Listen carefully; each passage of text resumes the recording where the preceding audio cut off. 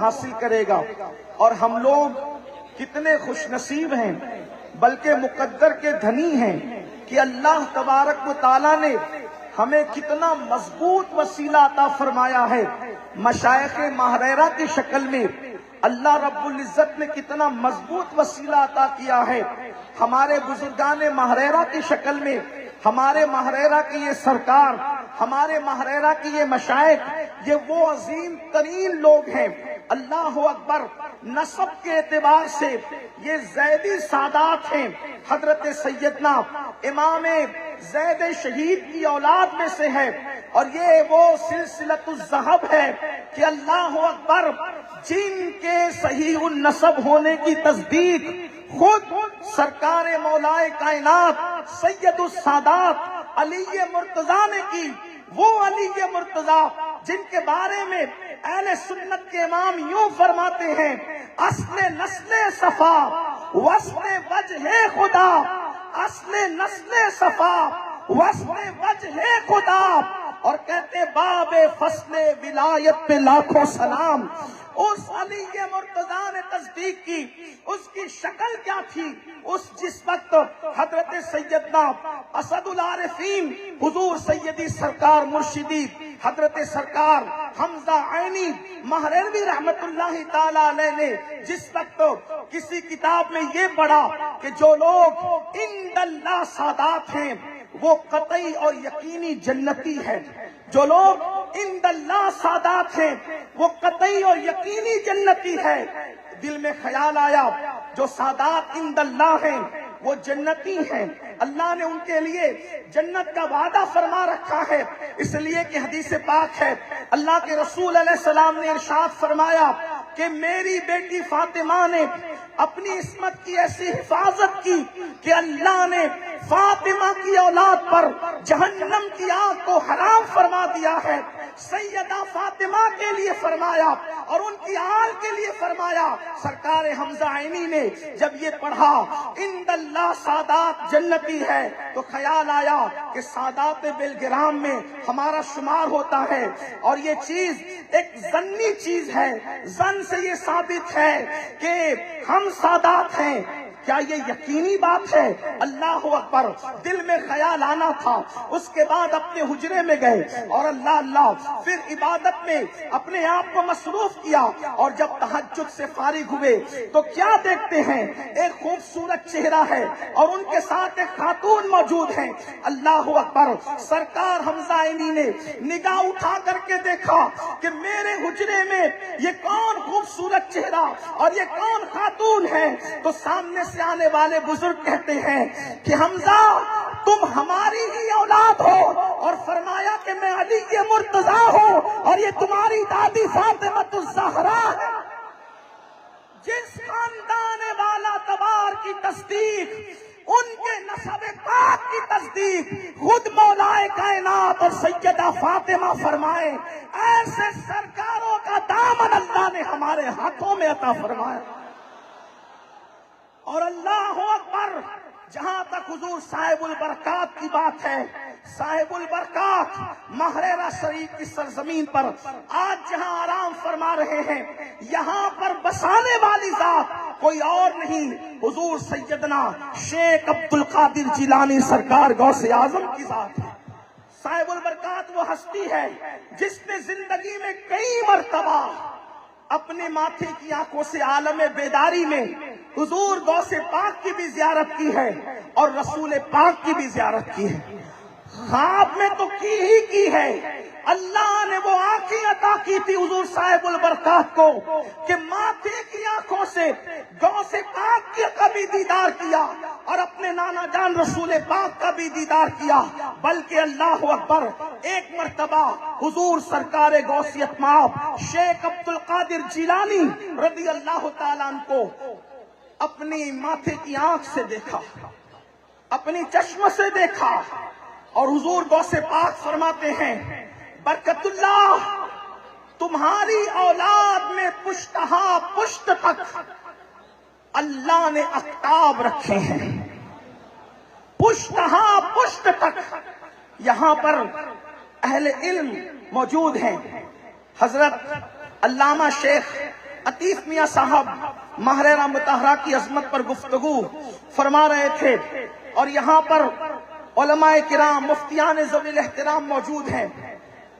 7 اکتاب 9 اکتاب یہ ہمارے اپنے ذہن کی بات ہے، لیکن غوثیت مآب کا یہ فرمان کہ برکت اللہ تمہاری نسل میں پشتہا پشت میں اللہ نے اکتاب رکھے ہیں، اکتاب رکھے ہیں، تو یہ ہماری حسن عقیدت کہتی ہے کہ پھر وہ تعداد پر منحصر نہیں، اس لیے کہ یہ غوث پاک کی بات ہے۔ جب تک چاند و سورج زمین پر طلوع اور غروب ہوتے رہیں گے، چاند و سورج آسمان پر چمکتے رہیں گے، اس وقت تک ماہرہ کی قطبیت صاحب البرکات کے خاندان میں رہے گی انشاءاللہ۔ یہ وہ عظیم ترین خاندان ہے، اور غوث پاک نے ارشاد فرمایا، سیدی غوث اعظم فرماتے ہیں کہ تم کسی اپنے نمائندے کو صابر کلیر سید علی احمد علاء الدین صابر کلیر کے پاس بھیجو۔ آپ نے اپنے 2 نمائندے اللہ اکبر سرکار صابر کلیر کی طرف روانہ کیا، ان کے مزار مقدس کی طرف روانہ کیا، اور جب ان کے مزار مقدس کی طرف روانہ فرمایا تو آپ نے ارشاد فرمایا وہاں جاؤ، اور جس وقت واپس ہونا اگر کوئی چیز تمہیں دے تو اس کو لیتے ہوئے آنا، اور کوئی فرمان جاری کرے تو اس کو سنتے ہوئے آنا۔ 2 خادم وہاں تشریف لے گئے، اور جب سرکار صابر پاک کے در سے واپس پلٹنے لگے تو ایک بزرگ کو دیکھا۔ وہ بزرگ فرماتے ہیں کیا پیر برکات کے مرید ہو، کیا برکت اللہ کے مرید ہو؟ انہوں نے کہا جی، اور اس کے بعد انہوں نے فرمایا یہ 7 موتی لے کر کے جاؤ۔ لکھتے ہیں سیرت نگار، اس میں کچھ تو اللہ اکبر موتی تھے، کچھ شیشے کے تھے، کچھ لکڑی کے تھے، اور وہ 7 موتی اور ایک دستار لے کر اور حضور صاحب البرکات کے نام سلام لے کر جب لوٹے ہیں، اللہ اللہ یہاں پر صاحب البرکات تشریف رکھتے تھے۔ جب دونوں نمائندے واپس آتے ہیں تو آپ نے فرمایا کیا ہوا؟ کہا حضور ایک بزرگ ملے، انہوں نے 7 موتی دیے اور اس کے بعد یہ دستار دی اور آپ کو سلام فرمایا۔ اللہ اکبر، آپ نے وہ موتی لیے، موتی لے کر کے خوشی کا اظہار کیا، اللہ کا شکر ادا کیا۔ لوگ تو پوچھنے والے نے پوچھا حضور اس پر خوشی کیسی، اس پر اظہار تشکر کیسا؟ تو ارشاد فرماتے ہیں یہ 7 موتی میرے نسل میں، میری نسل میں، میرے خاندان میں 7 اکتاب کی بشارت ہے، اور یہ جو بشارت دینے والے بزرگ آئے تھے وہ کوئی اور نہیں تھے، وہ سیدی ابو علی شاہ قلندر رحمت اللہ علیہ کی ذات۔ یہ خاندان عظیم خاندان، اللہ نے ایسا وسیلہ عطا فرمایا، اللہ اکبر، کہ سرکار غوث اعظم شیخ عبد القادر جیلانی ارشاد فرماتے ہیں برکت اللہ جو تمہارے اور تمہارے خاندان یا تمہارے خلفاء کا مرید ہوگا، قیامت تک کے لیے ان کو بخشوانے کی ذمہ داری میں خود لیتا ہوں۔ اس وقت تک جنت میں قدم نہیں رکھوں گا جب تک کہ برکت اللہ کے سلسلے کے مریدوں کو اپنے ساتھ نہ لے لیں۔ یہ وہ عظیم چوکٹ ہے،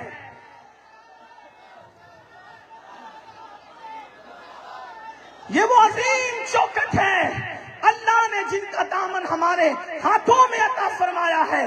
مگر یہ بات بھی آپ سے کہہ دوں کہ مرید کو پیر کے حوالے سے انتہائی باغیرت ہونا چاہیے۔ محبت سب کی ہو، عقیدت سب کی ہو، پیار سب کا ہو، احترام سب کا ہو، جیسا کہ ہمارے مرشدان طریقت ہمارے لیے یہی پیغام دیتے ہیں۔ حضور سرکار نظمی نے کہا تھا کہ اپنے پیر کو چھوڑے مت، دوجے پیر کو چھیڑے مت، اپنی نسبت آگے بڑھائے جاؤ۔ یہ ماہرہ کا پیغام ہے، لیکن محبت سب سے ہو، عقیدت سب سے ہو، پیار سب سے ہو، مگر پیر کے معاملے میں انتہائی غیرت ہونا چاہیے، اس لیے کہ 2 کشتی کا سوار کبھی بھی ساحل نجات پر نہیں پہنچ سکتا۔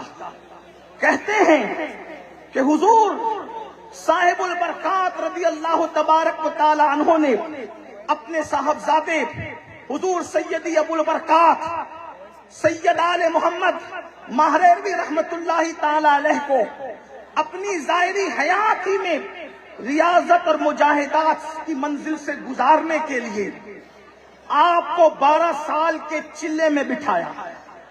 12 سال کا چلہ. 12 دن کا چلہ انسان کے لیے مشکل ہوتا ہے. جو لوگ 40 دن کا چلہ کرتے ہیں ان کے حالات آپ دیکھتے ہیں. 12 سال کے لیے. اور غذا کیا ہے؟ جو کی روٹی، دال، اور اس میں بھی روغن نہیں. اس تزکیہ نفس کے حوالے سے اپنے شہزادے کو حضور سیدی سرکار صاحب البرکات رضی اللہ تعالیٰ نے گزارتے ہیں. 12 سال کے لیے چلے میں بٹھایا ہے، لیکن 3 ہی سال گزرے. غیرت کیا ہونی چاہیے پیر کے حوالے سے ایک مرید کی؟ جذبات کیا ہونا چاہیے پیر کے حوالے سے ایک مرید کے؟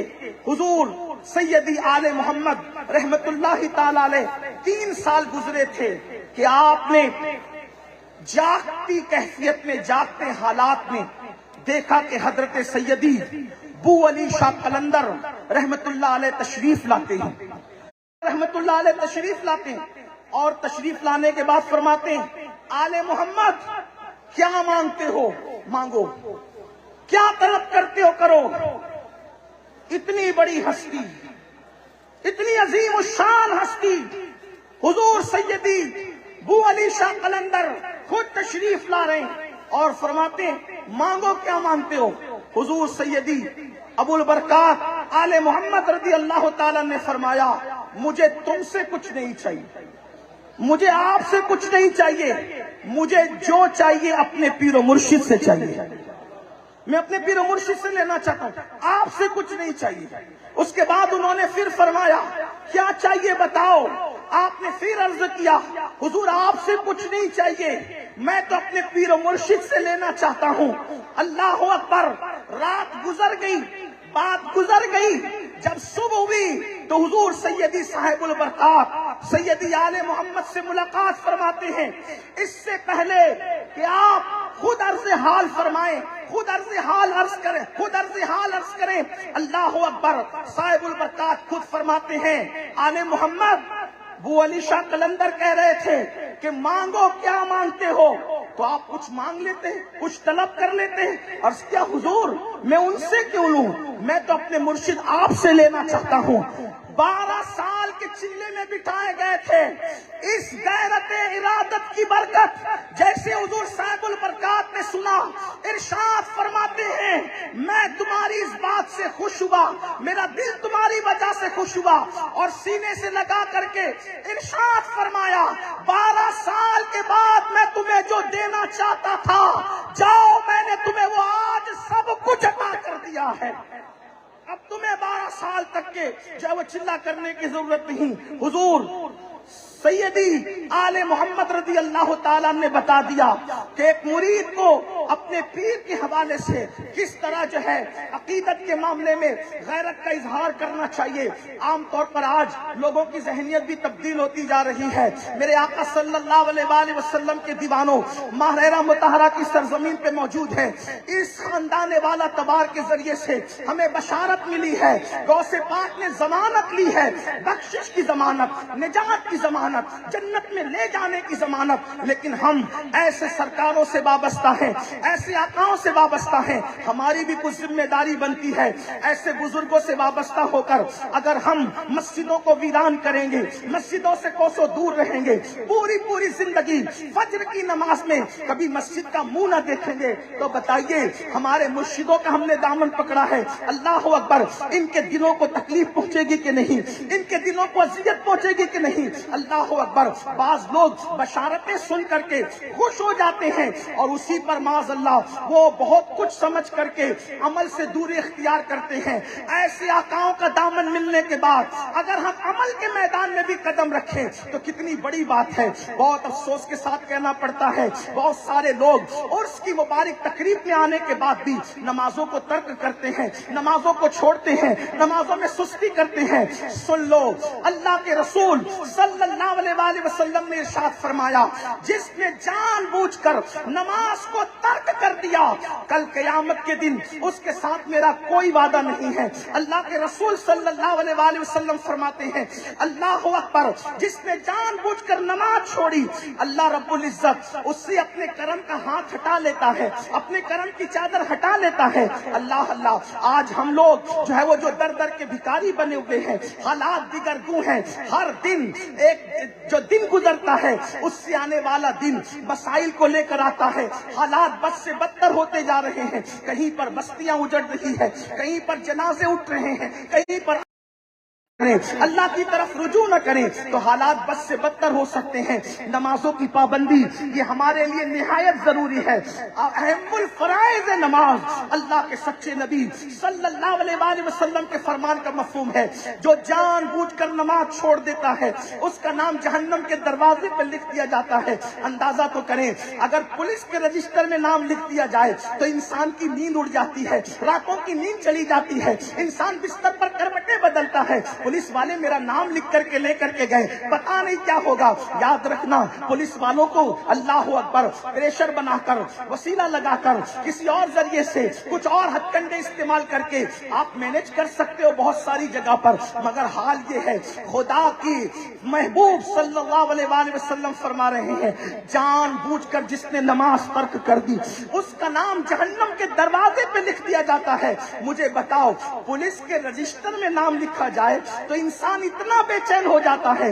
नमाज तर्क करने की बुनियाद पर रोजाना अगर हमारा नाम जहन्नम के दरवाजे पर 5 मरतबा लिखा जा रहा है, कितने अफसोस की बात है, कितने हैरत की बात है। और हमारे माथे पर शिकन भी नहीं आता, हमारे कानों पे जू भी नहीं रहती। और दूसरा हाल ये है, आज हराम खाना लोगों को ऐसा लगता है जैसे कोई गुनाह ही नहीं है। अलग अलग अंदाज से सूद के धंधे किए जा रहे हैं। ऐसे मुर्शिदों के नाम लेवा, गौसे आजम के नाम लेवा, गरीब नवाज के नाम लेवा, मखदूम अशरफ के नाम लेवा, साबिर पाक के नाम लेवा, अल्लाह वालों के नाम लेवा, और अगर सूद के धंधे करें तो कितनी हैरत की बात है।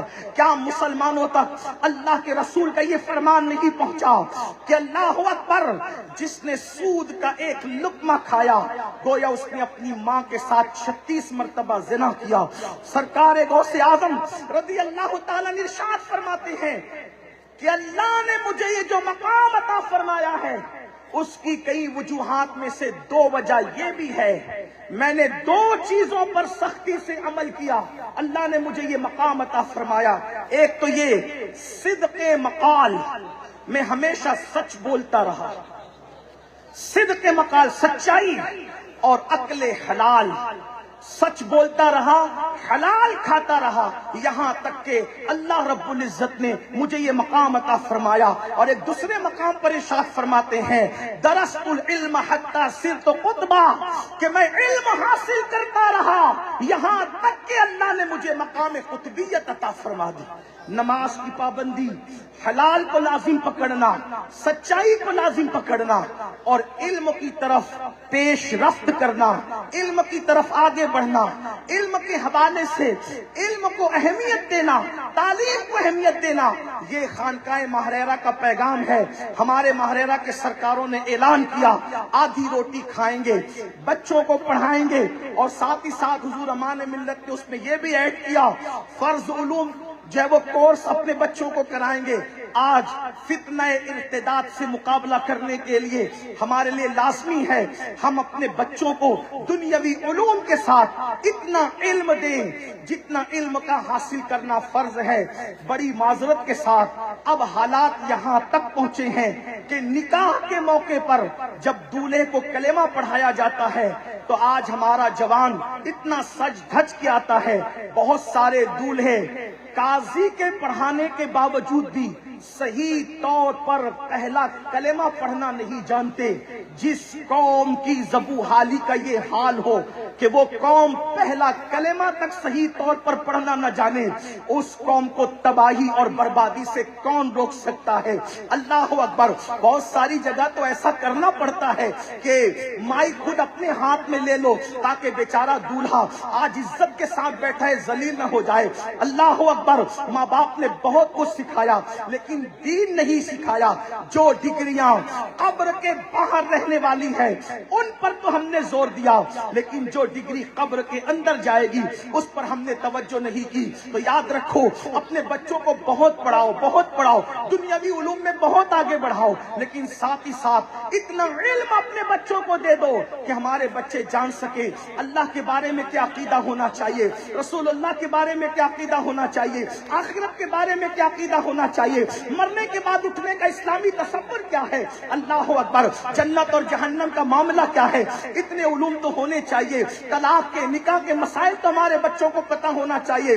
بڑی معذرت کے ساتھ ٹیوشن کے اور اسکول کے لیے ہم صبح 5 بجے تو اپنے بچوں کو جگاتے ہیں، لیکن فجر کی نماز کے لیے اپنے بچوں کو کب جگائیں گے؟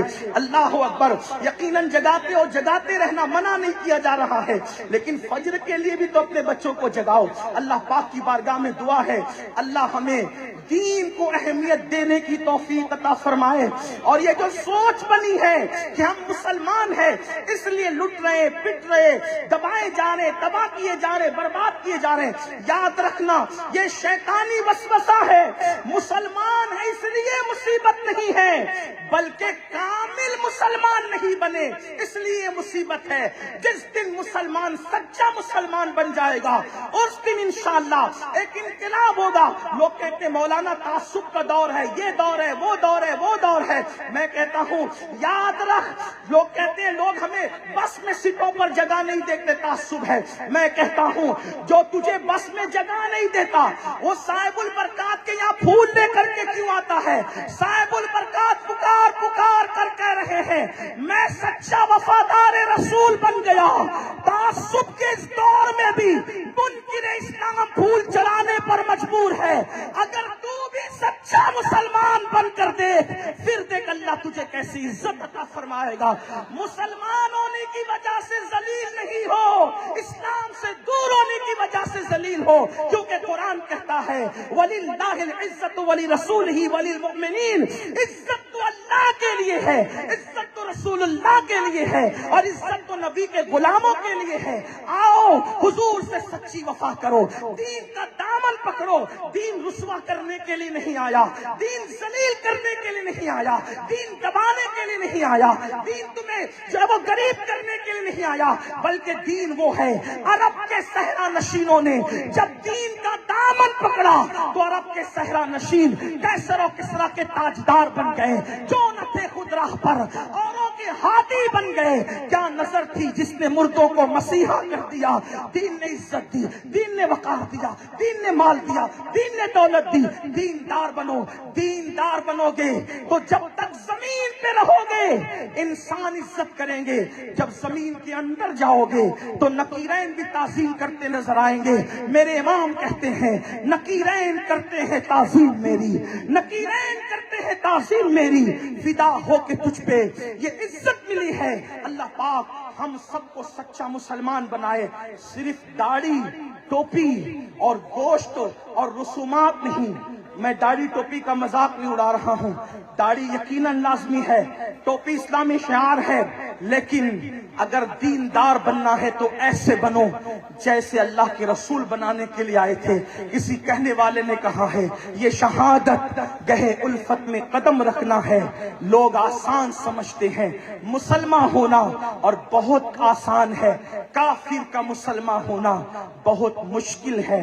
مسلمان کا مسلمان ہونا، اللہ ہم سب کو ویسا مسلمان بنا دے جیسا حضور چاہتے ہیں، جیسا اللہ چاہتا ہے، جیسا قرآن ہمیں دیکھنا چاہتا ہے، اللہ اسی طرح ہمارے اندر اسلامی جذبات پیدا فرمائے۔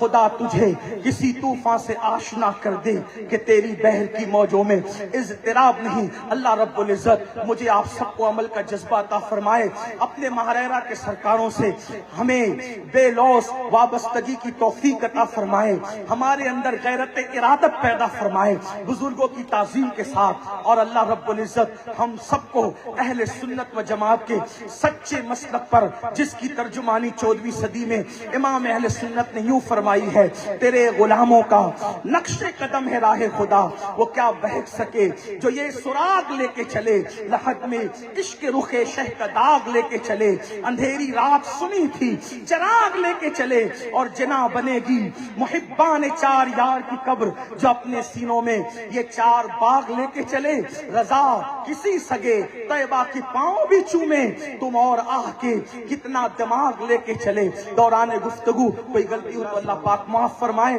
استغفر اللہ ربی ان ربی لغفور الرحیم۔ السلام علیکم ورحمۃ اللہ وبرکاتہ۔